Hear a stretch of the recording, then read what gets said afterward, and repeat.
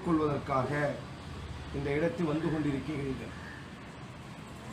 என் அன்பு சகோதரிகளே, இன்றைய தினம்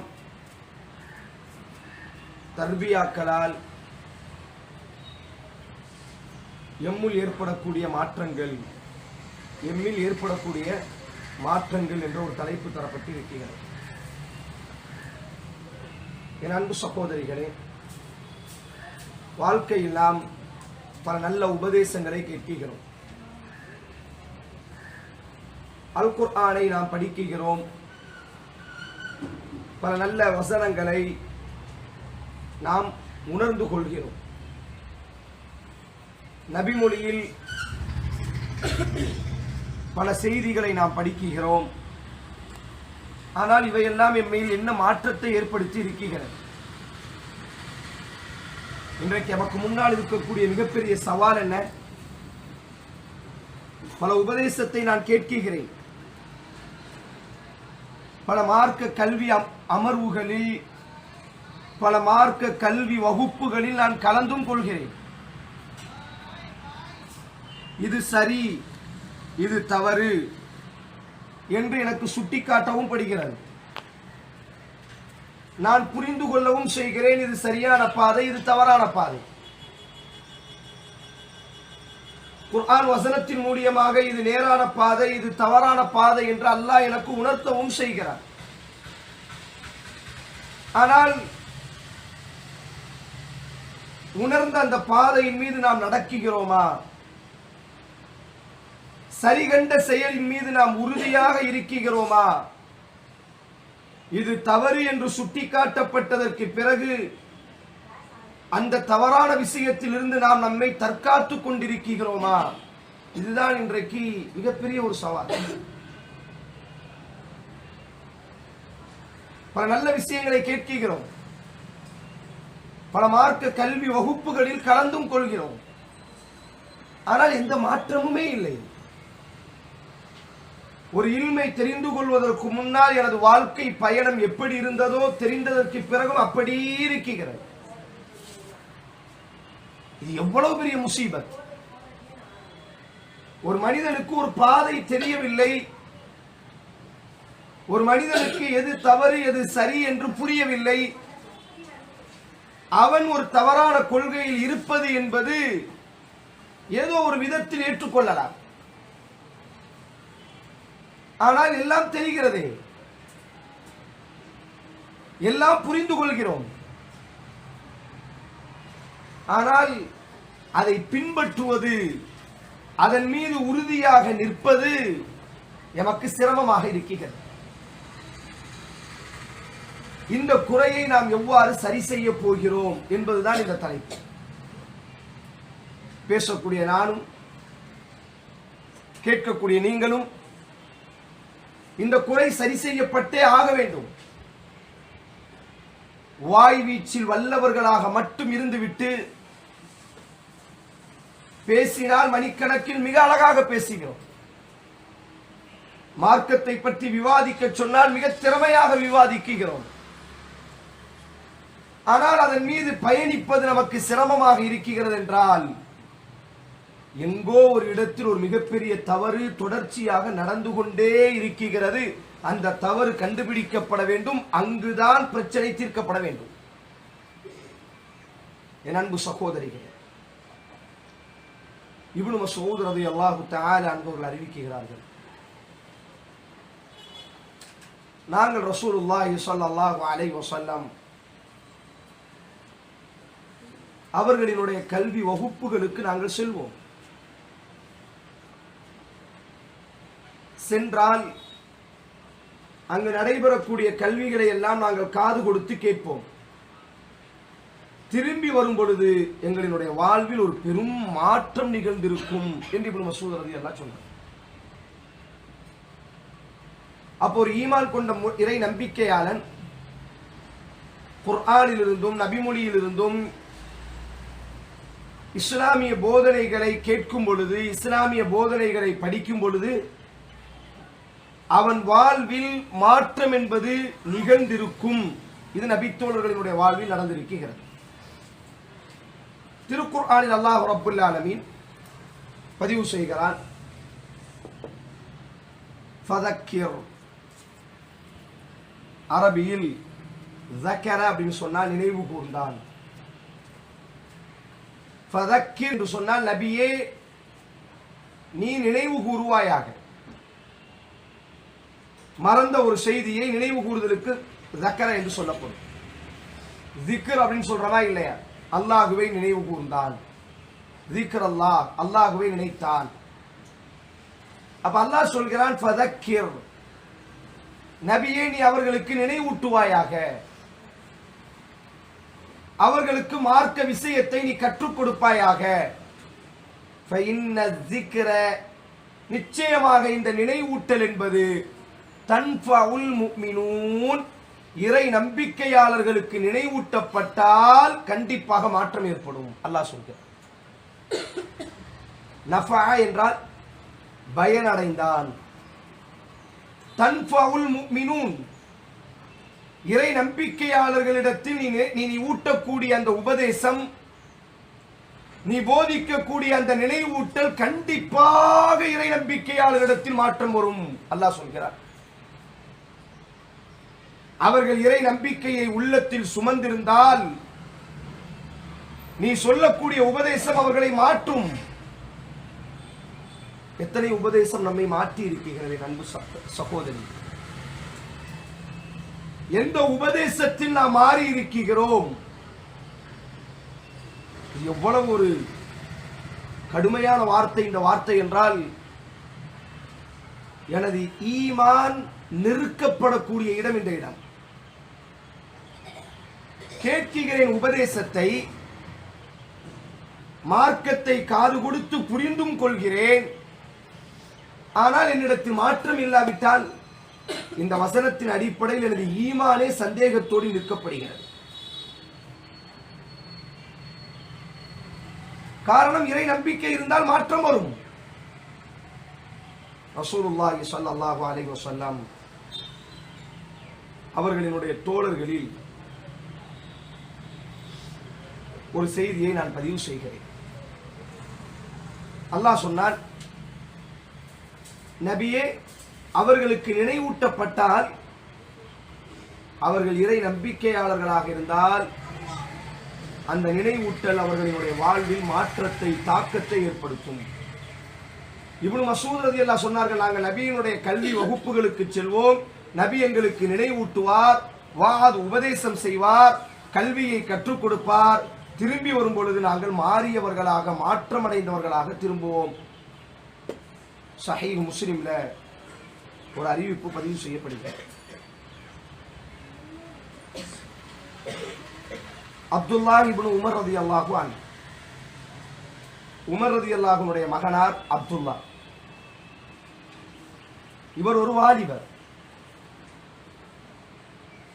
அதிகமான ஹதீஸ்களை அறிவித்த தோழர்களில் இவரும் ஒரு தோழர். மிகப்பெரிய முஹத்திஸ், ஹதீஸ் அறிவிப்பாளர். அல்லாஹுவின் தூதரினுடைய வழிமுறையை அங்குலமாக அணுவாக பின்பற்றக்கூடிய தோழர். மிகச்சிறந்த அறிவாளி. இவர் வாலிபராக இருந்த நேரம் நபிகள் நாயகம் ஸல்லல்லாஹு அலைஹி வஸல்லம் அவர்களினுடைய காலத்தில் நபித்தோழர்கள் கனவு காண்பதை விரும்புவார்கள். ஏதாவது கனவு கண்டால் அடுத்த நாள் ஃபஜ்ர் தொழுது விட்டு அல்லாஹுவின் தூதர் திரும்பி அமர்வார்கள். உங்களில் யாராவது கனவு கண்டீர்களா என்று அல்லாஹுவின் தூதர் கேட்பார். எந்த நபித்தோழர் கனவு கண்டாரோ அவர் ரசூலுல்லாஹ்விடத்தில் சொல்வார். அல்லாஹுவின் தூதர் அந்த கனவுக்கு விளக்கம் கொடுப்பார்கள். அப்ப பொதுவாக இன்னைக்கு நமக்கு கனவினுடைய விளக்கம் கிடைக்குமாங்கிற கிடைக்காது. நம்மளால விளக்கம் சொல்ல முடியுமான்னு கேட்டா முடியாது. கனவு என்பது 3 தரத்தில் வரும். ஒன்று, நாம எந்த சிந்தனையில படுக்கிறோமோ அந்த சிந்தனையே கனவா வரும். இமாம் இப்னு கையிம் அவர்கள் கூறுவார்கள். இப்ப நாம என்ன செய்யறோம்? நாளை காலையில வேலைக்கு போகணும், நாளைக்கு காலையில ரொம்ப சீக்கிரமா இந்த ஒர்க்கை முடிக்கணும், அந்த ஆர்வத்திலேயே நம்ம நினைச்சுக்கிட்டே படுத்தோம். அப்படி சொன்னா நம்ம வேலைக்கு போற மாதிரியும் பேக் போடுற மாதிரியும் அப்படியே கனவு வரும். இது பொதுவா நம்முடைய சிறுமூளையில பதியப்பட்ட ஒரு செய்தி, நம்ம தூக்கத்திலும் மறக்காமல் நமக்கு நினைவூட்டிக் கொண்டே இருக்கிறது. இரண்டாவது கனவு ஷைத்தானிடத்திலிருந்து வரக்கூடிய கனவுகள், கெட்ட கனவுகள், மோசமான கனவுகள். நாம் தவறு செய்வதை போன்று, நாம் விபச்சாரம் செய்வதை போன்று, அல்லது நாம் ஒரு தவறான வட்டிக்கடையில் நிற்பதை போன்று, அல்லது ஏதோ ஒரு தவறு செய்வதை போன்று நாம் கனவு கண்டால் இது யாரிடத்திலிருந்து? ஷைத்தானிடத்திலிருந்து. உடனடியாக அல்லாஹ்வின் தூதர் சொன்னார், இடதுபுறமாக துப்பிவிட்டு அஊது பில்லாஹி மினஷ் ஷைத்தானிர் ரஜீம் என்று சொல்லிவிட வேண்டும். முடிந்தால் ஒது செய்து 2 ரக்காத்து தொழுது விட்டு படுக்க வேண்டும். முடியாவிட்டால் ஷைத்தானிடத்திலிருந்து பாதுகாப்பு தேடி விட்டு படுத்துவிட வேண்டும். யாரிடத்திலும் அந்த கனவை பற்றி பேசக்கூடாது. மூன்றாவது ஒரு கனவு இருக்கிறது, அது அல்லாஹ்வுடைய புறத்திலிருந்து வரக்கூடிய கனவுகள். அந்த கனவு என்னவென்று சொன்னால், அல்லாஹ் நடப்பதற்கு முன்னால் அந்த கனவின் மூலியமாக நமக்கு உணர்த்துவார். ரசூலுல்லாஹி ஸல்லல்லாஹு அலைஹி வஸல்லம் வஹீனுடைய பல பகுதிகளில் இறை நம்பிக்கையாளனுக்கு அல்லாஹ்விடத்திலிருந்து வரக்கூடிய கனவும் ஒரு பகுதி என்று சொன்னார்கள். ஆனா வருத மாதிரியே நடக்காது. என்ன செய்யாது?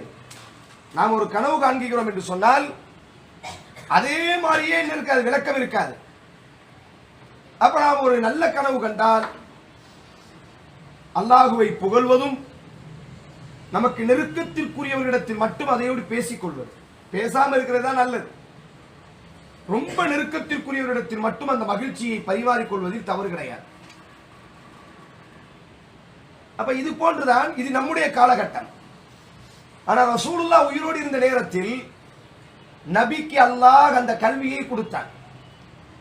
யூசுப் அலைஹிஸ்ஸலாத்திற்கு அல்லாஹ் அந்த கல்வியை கொடுத்திருந்தான். இப்ராஹிம் அலைஹிஸ்ஸலாத்திற்கு அல்லாஹ் அந்த கல்வியை கொடுத்திருந்தான். அவர்கள் கனவு கண்டால் அந்த கனவினுடைய விளக்கம் தெரியும். எவ்வளவு மாற்றி கண்டாலும் கூட அதனுடைய உண்மையான விளக்கத்தை தெரிந்து கொள்வார்கள். அப்பொழுது அப்படி அந்த சூழலில் நபித்தோழர்கள் எல்லாம் ஆசைப்படுவார்கள், ஏதாவது கனவு வந்தால் அல்லாஹ்வின் தூதரிடத்தில் சொல்லி அதனுடைய விளக்கத்தை பெற்றுக் கொள்ளலாமே என்று கனவு வருவதற்கு ஆசைப்படுவார்கள். அப்படி ஒரு நபித்தோழர் ஆசைப்பட்டார். அவர் தான் அப்துல்லா இப்னு உமர் ரலியல்லாஹு அன்ஹு. வாலிபர். இவங்க அக்காவை தான் ரசூலுல்லாஹ் திருமணம் முடித்திருக்கிறார்கள். நபிக்கு மச்சான். உமர் ரலியல்லாஹு அன்ஹுடைய மூத்த மகள் ஹப்சாவை அல்லாஹ்வின் தூதர் திருமணம் முடித்திருக்கிறார்கள். அந்த ஹப்சாவுடன் பிறந்த சகோதரர் தான் அப்துல்லா இப்னு உமர். ஆனா வாலிபர். அப்போ அவர் ரொம்ப நாள் ஆசைப்பட்டுட்டே இருக்கிறாரு. ஒரு நாள் தூங்குகிறார், ஒரு அழகான கனவு காண்கிறார். 2 நபர்கள் அவரை நல்ல செழுமையான பச்சையான இடத்திற்கு இழுத்துச் செல்வதை போன்றும் ஒரு அழகான கனவு காண்கிறார். நேர ரசூலுல்லாஹ்ட்ட போய் சொல்றதுக்கு அவருக்கு தயக்கம், ஒரு கூச்ச சுபாவம். பெரும் பெரும் நபித்தோழர்கள் கூட அல்லாஹ்வின் தூதரிடத்தில் கொஞ்சம் கூச்சத்தோடையே பேசுவார்கள். அல்லாஹ்வின் தூதர் மீது கொண்ட அந்த கம்பீரமான பாசத்தால்.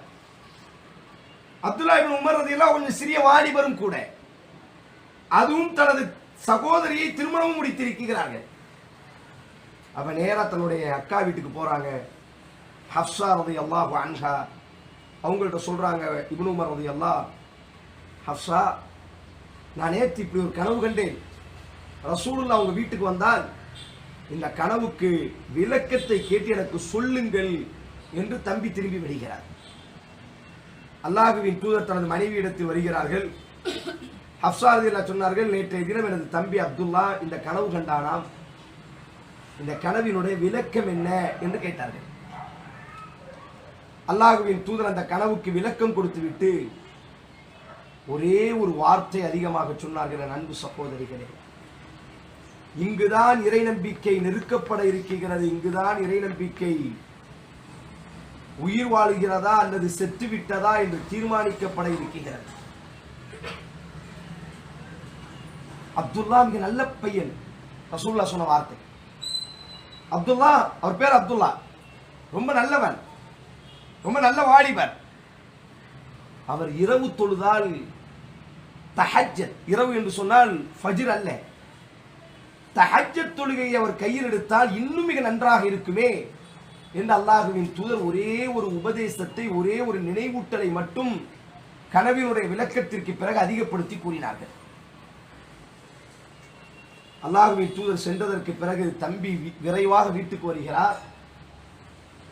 அக்கா ஓடி அமர்ந்து கொண்டு அக்காவிடத்தில் கேட்கிறார், அக்கா அல்லாஹ்வின் தூதர் என்ன சொன்னார்கள்? தான் கண்ட கனவிற்கு விளக்கத்தை கேட்டதற்கு பிறகு ஹப்ஸா ரலியல்லாஹு சொன்னார்கள், அப்துல்லா என் தம்பியே, இந்த விளக்கத்திற்கு பிறகு அல்லாஹ்வின் தூதர் ஒரு வார்த்தை சொன்னார்கள், நீ மிக நல்லவன், இன்னும் இரவு தொழுதால் இன்னும் மிக நல்லவனாக இருப்பாய் என்று ஒரு வார்த்தை சொன்னார்கள். அன்றைய இரவு, அப்பொழுது அவர்களுடைய வயது 16 வயது. இவ்வுலகத்தில் நீண்ட காலம் வாழ்ந்த நபித்தோழர்களில் இவரும் ஒரு நபித்தோழர். ரசூலுல்லாஹ்வுடைய ஆட்சியை பார்த்தார். நபியினுடைய மாணவர். கவனமா கேளுங்க. அபூபக்கர் ரலியல்லாஹு அன்ஹுடைய ஆட்சியிலும் இருந்தார்கள். அவர்களுடைய வாப்பா உமர் ரலியல்லாஹு அன்ஹுடைய 10 ஆண்டு ஆட்சிகளையும் வாழ்ந்தார். அதற்கு பிறகு உஸ்மான் ரலியல்லாஹு அன்ஹுடைய 13 ஆண்டு கால ஆட்சியிலும் வாழ்ந்தார்கள். அதற்கு பிறகு அலி ரலியல்லாஹு அன்ஹுடைய 6 ஆண்டு கால ஆட்சியில் வாழ்ந்தார்கள்.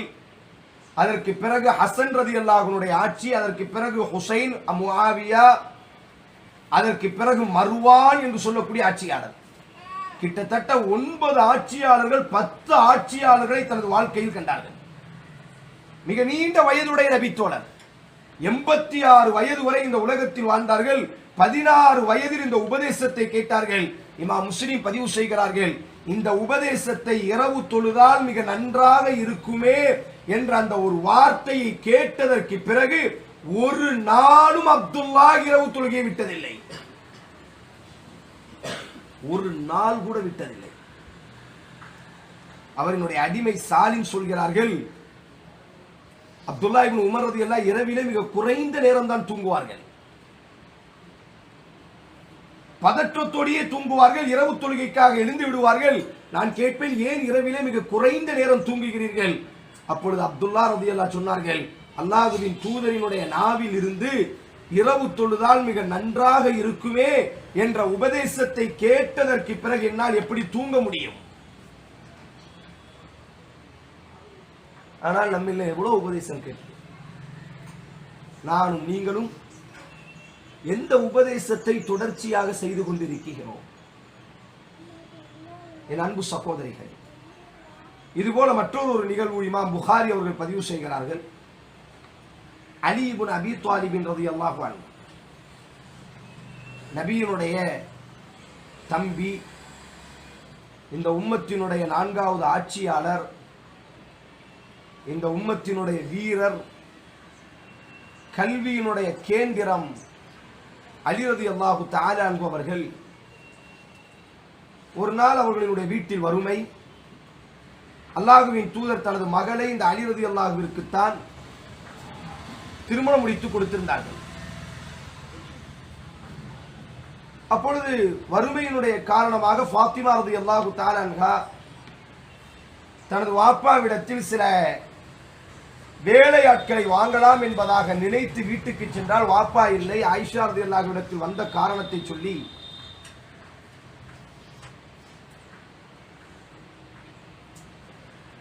அல்லாஹ்வின் தூதர் வந்தால் நான் இப்படி வந்ததாகவும்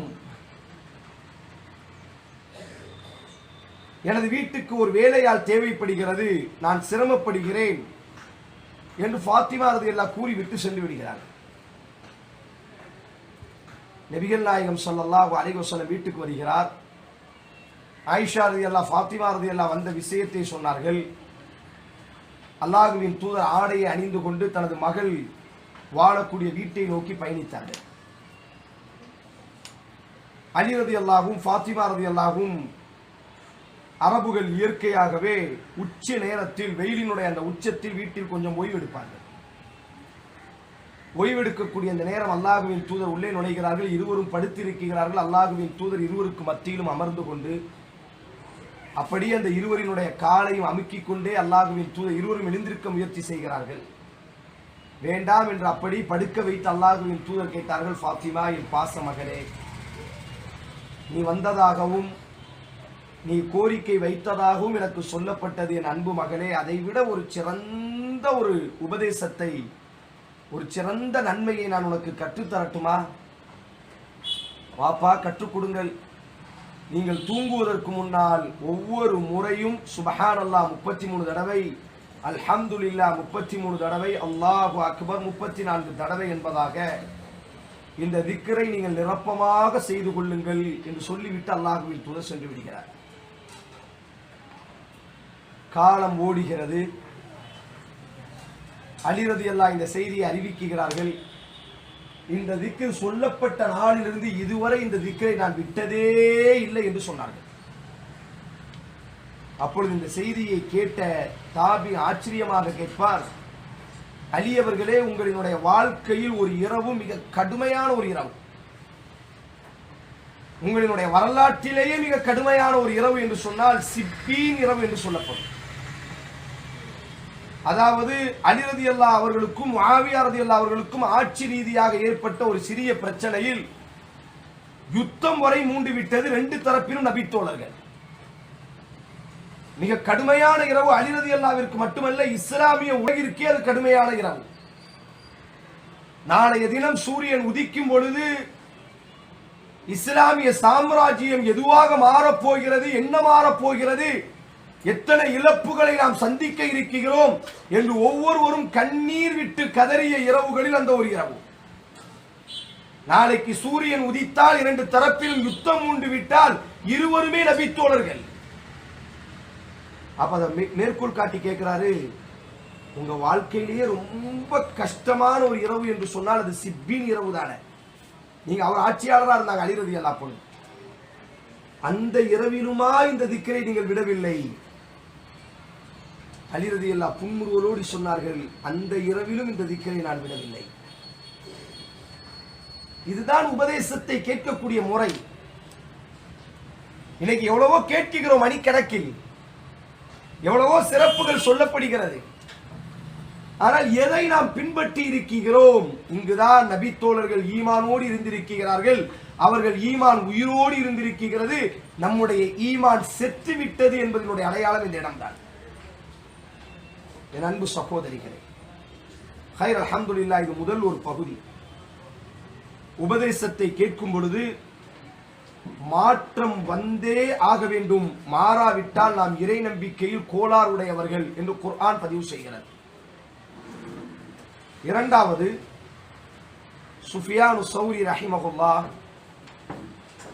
قال சுஃபியான் இப்னு உவைனா ரஹிமஹுல்லாஹ் அவர்கள் கூறுவார்கள், அவ்வலுல் இல்ம், அறிவினுடைய ஆரம்பம் இஸ்திமா, காது கொடுத்து கேட்பது. முதல்ல என்ன செய்யணும் அப்படின்னு சொன்னா, சில நேரங்கள்ல உபதேசம் எப்போ மாற்றத்தை ஏற்படுத்தும், அதற்கு சில வழிமுறைகள் இருக்கிறது. இந்த வழிமுறைகளை நாம் பின்பற்ற வேண்டும். முதன்மையாக அவ்வலுல் இல்மில் இஸ்திமா, கல்வி என்பது நம்மள்கிட்ட பயன் ஏற்படுத்த வேண்டும் என்றால் கல்வியினுடைய ஆரம்பம் இஸ்திமா, கேட்பது. நாம் எந்த இடத்தில் அமர்ந்திருக்கிறோமோ அங்கு முதல்ல கேட்கணும், காது கொடுத்து கவனமாக இருக்க வேண்டும். உங்களுக்கு ஒரு கல்வி நடத்தப்படுகிறது என்று சொன்னால் கொஞ்சம் நீங்கள் கவனத்தை திருப்பி விட்டால் அதற்கு பிறகு என்ன நடத்தப்பட்டாலும் புரியாது. இதான யதார்த்தம். ஒரு பெரிய கணக்கு, ஏதோ ஒரு நம்பரை நம்ம விட்டுட்டோம் அப்படின்னு சொன்னா அதுக்கு எத்தனை முன்னாடி உள்ளதை சரியா போட்டிருந்தாலும் பின்னாடி உள்ளதை சரியா கணித்தாலும் கூட ஒரு இடத்தில் விடப்பட்ட அந்த ஒரு நம்பரினுடைய குழப்பம் மொத்தத்தையும் அடித்துவிடும். அதுபோலத்தான் கல்வி கவனம் இல்லாமல் கேட்டுவிட்டால், 1 மணி நேரம் நாங்கள் உட்கார்ந்து இருக்கிறோம், இந்த 1 மணி நேரமும் எங்களினுடைய கவனங்கள் சிதறாமல் அந்த இடத்தில் காது கொடுத்து கேட்க வேண்டும். இங்க இல்லை, உங்களுக்கு நடத்தப்படக்கூடிய எல்லா கல்வியிலும் இங்குதான் இப்படித்தான் ஃபாலோ பண்ணப்படணும். நீங்க பெசாட்டு என்ன செஞ்சிட்டீங்க அப்படின்னு சொன்னா, ஒரு 1/2 மணி நேரம் கேட்டுட்டு ஒரு 5 நிமிஷம் மத்ததை யோசிச்சிட்டீங்கன்னா அதுக்கு பிறகு 25 நிமிஷம் கேட்கறீங்க. ஆனா இந்த 5 நிமிஷம் நீங்க விட்டதுனால டோட்டலா இந்த 1 மணி நேரம் உங்களுக்கு புரியாது. அதான் சுஃபியான் இப்னு உவைனா சொல்வார்கள், அவ்வலுல் இல்மில் இஸ்திமா, கல்வியின் ஆரம்பம் கேட்பது, சும்மல் ஃபஹ்ம, பிறகு சிந்திப்பது.